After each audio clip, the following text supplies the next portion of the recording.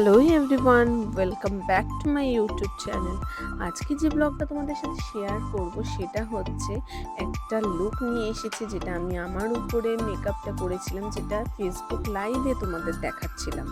তো সেটাকেই আমি রেকর্ড করে তোমাদের সাথে শেয়ার করছি। আমি একটু গরমে কিভাবে এই নববর্ষের দিনে নিজের লুকটাকে ক্রিয়েট করেছিলাম সেটাই তোমাদের সাথে শেয়ার করছি। তো তোমরা অবশ্যই দেখতে থাকো আর জানিও লুকটা তোমাদের কেমন লেগেছে। তো স্টেপ বাই স্টেপ আমি তোমাদের সাথে শেয়ার করছি। এটা যে কোনো গরমের দিনের বেলা তুমি করতে পারো। তো প্রথমেই আমি যেটা করেছিলাম, ফেসটাকে ওয়াইপস দিয়ে, যেটা ছিল পিএসির চারকোল ওয়াইপস, ওটা দিয়ে মুখটাকে ক্লিন করে নিলাম। তারপরে দেন আমি অ্যাপ্লাই করলাম প্রিয়াঙ্গিতাস গ্ল্যামার ওয়ার্ল্ডের যে টোনারটা আমি অ্যাপ্লাই করি নিজের ফেসের জন্য, সেটা অ্যাপ্লাই করলাম। দেন আমি ময়শ্চারাইজার অ্যাপ্লাই করলাম পিএসিরই অ্যাকোয়া ব্লাস্ট, যেটা হচ্ছে গরমের জন্য ওয়াটার বেস ময়শ্চারাইজার।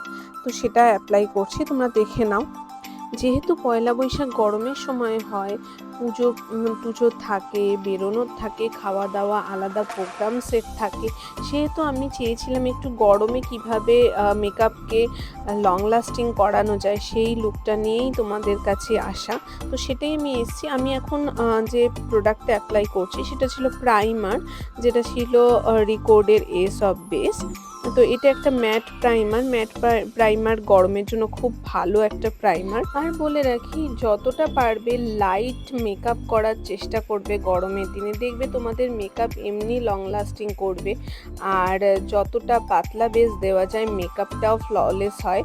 তো আমি সেইভাবে মেকআপটা করেছি যাতে একজন টিনেজার যদি শাড়ি পরে সেও এই মেকআপটা করতে পারে, আবার যে একজন একটু মিডল এজের যারা, তারাও মেকআপটা করতে পারে। তো সবাই এই ধরনের মেকআপটা করতে পারে একদম নিউডের মধ্যে।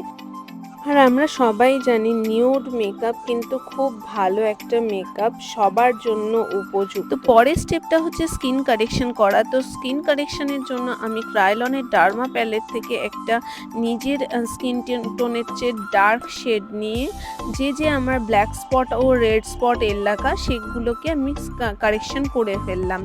তো বলে রাখি, তোমরা তো জানোই, ক্রায়োলন যারা ইউজ করেছো তারাও জানো, ডার্মা প্যালেট একটা গরমের জন্য খুব ভালো একটা কনসিলার প্যালেট।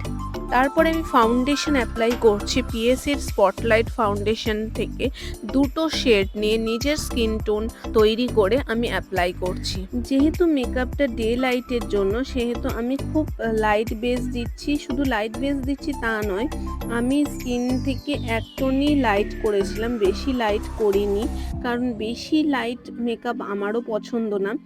গরমে যারা মেকআপ করছো বা করতে যাচ্ছ তাদের জন্য একটা টিপস রইল, ভালো করে স্কিনের মধ্যে যে হেয়ারগুলো, ফেশিয়াল হেয়ার থাকে, সেগুলোকে রিমুভ করবে আর ভালো করে বরফ মুখের মধ্যে একটু ঘষে তারপরে মেকআপে বসবে, দেখবে মেকআপটা অনেকক্ষণ স্টে করবে। তো এবার আমি কন্ট্রোল করব, তার জন্য আমি ডার্মারই একটা শেড ইউজ করব, যেটা হচ্ছে D16।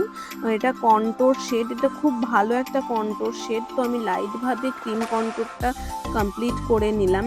তারপরে D4 দিয়ে, যেটা ছিল আমার থেকে লাইট শেড, সেইটা দিয়ে আমি আমার যে এরিয়াগুলো হাইলাইট করার প্রয়োজন সেখানে আমি অ্যাপ্লাই করে নিলাম, যেটা ছিল ক্রিম হাইলাইটিং।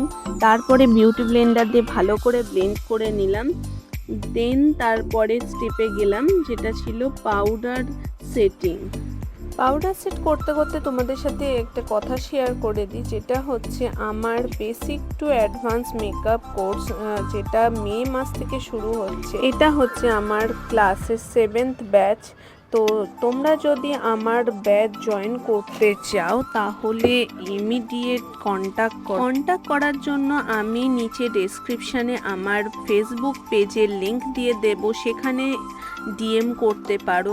আর তাছাড়া 2024-25-এর ব্রাইডাল বুকিংও শুরু হয়ে গেছে। যদি তোমরা তোমাদের স্পেশাল ডেতে আমাকে বুক করতে চাও অ্যাজ এ মেকআপ আর্টিস্ট, তাহলে অবশ্যই কন্ট্যাক্ট করো। ওই একইভাবে ফেসবুক পেজে গিয়ে ডিএম করতে পারো। আমি এবারে তোমাদের সাথে শেয়ার করে দিচ্ছি যে পরের স্টেপগুলো আমি করছি।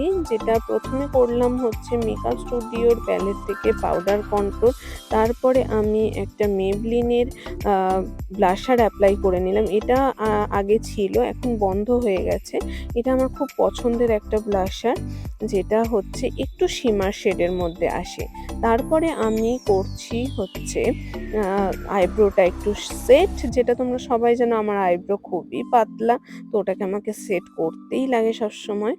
তো আমি করছিলাম একটা আইশ্যাডো প্যালেট থেকে, যেটা ছিল বিউটি গ্লেজের গর্জিয়াস মি প্যালেট থেকে। তারপরে আমি একটা আই বেস দিয়ে দিলাম, যেহেতু আমি আই মেকআপটা এবার শুরু করব। সেটাও কিন্তু ক্রায়োলনের ডার্মা প্যালেট থেকেই দিয়েছিলাম। তারপরে এক এক করে আমি কালারগুলো পুট করতে থাকছি, তোমরা দেখো। আর অবশ্যই জানিও আই মেকআপটা তোমাদের কেমন লাগলো। তোমাদের পছন্দ হলে অবশ্যই তোমাদের কোনো ফ্রেন্ডকে এই লুকটা শেয়ার করে দিতে পারো, যাতে তারাও এই ইজি প্রসেসে মেকআপটা ভালো করে বুঝতে পারে। আমি যে আই মেকআপটা করছি সেটাও কিন্তু বিউটি গ্লেজের গর্জিয়াস মি প্যালেট থেকেই করছি। তোমরা চাইলে সিমিলার কালার দিয়ে সিমিলারভাবে অ্যাপ্লাই করতে পারো, তোমাদের যে প্যালেটই হাতের সামনে থাকুক না কেন। তো এবারে আমি একটু ডার্ক ব্রাউন কালার দিয়ে এই লাইনারের এন্ডের জায়গা, যেখানটাকে আমরা উইং করে থাকি, সেই জায়গাটা একটু ডার্ক করলাম, স্মাজিং করলাম, যেটা লাইনারের মতনই থাকবে খানিকটা হলেও। তো তারপরে আমি সমস্ত কালারগুলো যেগুলো নিয়েছিলাম সেগুলো সবগুলোই আমি লোয়ার ল্যাশ লাইনে অ্যাপ্লাই করার পরে আমি একটা শপারেলের জেল লাইনার নিয়ে ওয়াটার লাইনে কাজল হিসেবে অ্যাপ্লাই করে দিলাম। তোমাদের সাথে একটা ছোট্ট টিপস শেয়ার করি। তোমরা যদি ব্রাশের পিছনে কাজল নিয়ে লোয়ার ল্যাশ লাইনে লাগাও, তাহলে ইজিলি লেগে যায় আর কোনো ওয়াটারও বেরোয় না। তো এই হচ্ছে আমার টিপস ছিল।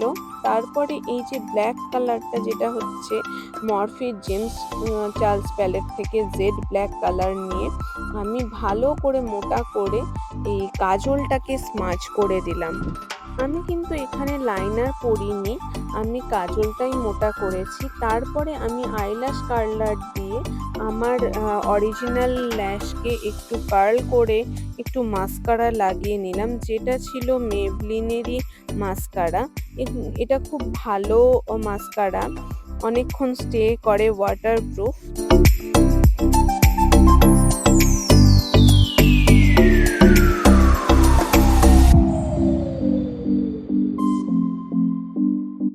তারপরে আমি পিএসির একটা নিউড লিপস্টিক ইউজ করেছি, যেটা ম্যাট লিপস্টিক।